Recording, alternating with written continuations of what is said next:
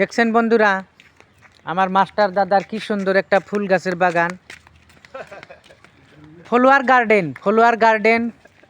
এত সুন্দর করে ফলোয়ার গার্ডেন আমার দাদায় বানাইছে, না বললেই নয়। আপনাদেরকে দেখার মতন একটা দৃশ্য আর কি, এত সুন্দর। ওয়াও, কি দারুণ করে যে এই গার্ডেনটা তৈরি করছে আমার দাদা। দেখছেন কত সুন্দর সুন্দর যে এখানে ফুল লাগাইছে।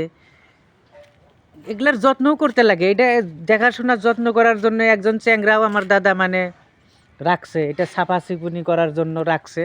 হ্যাঁ, এই যে দেখছেন কি সুন্দর, কি সুন্দর। ওই জাঙ্গ ম্যাডাম দেখছেন, ওই জাঙ্গ ম্যাডাম ওইখানে আবার ই করছে, এই সবজির খেতি করছে আমার ম্যাডাম। ওইখানে সুন্দর সবজির খেতি করছে আমার ম্যাডাম।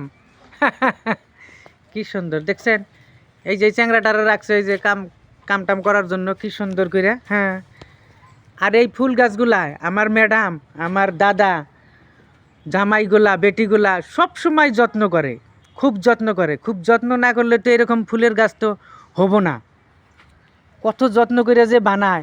এই যে আমার দাদারে দেখবেন বন্ধুরা, এই যে আমার দাদা বের হইতেছে, এই যে দেখছেন দাদা, আপনি এই যে ফুল গাছগুলা এত সুন্দর করে কিরকম করে বানাইছে, যত্ন করে কিরকম বানাইছে মানে ওই আগে নার্সারি করছে, তারপরে ওইটা কি কি দিছে মানে ওইটা গোবর সার দিছে, গোবর ওইটা ফুল হয়েছে আর কি।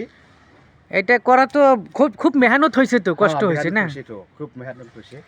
এরকম কষ্ট না হলে তো হয় না। হ্যাঁ, কষ্ট তো হবা লাগে। এখন তো যখন আপনি ফুল বাগানে এই যে বৈশা আমার দাদির সাথে গল্প করেন, যখন আমার ম্যাডামের সাথে, তখন তো খুব মজা। ফুল বাগানে বৈশা গল্প করলে ওইটা মানে পার্ক মতন হয়েছে। পার্ক মতন হয়েছে তো ওইটা। অন্য জায়গায় তো পার্কে যাওয়ার দরকার নাই, ঘরের মধ্যে পার্ক রেডি।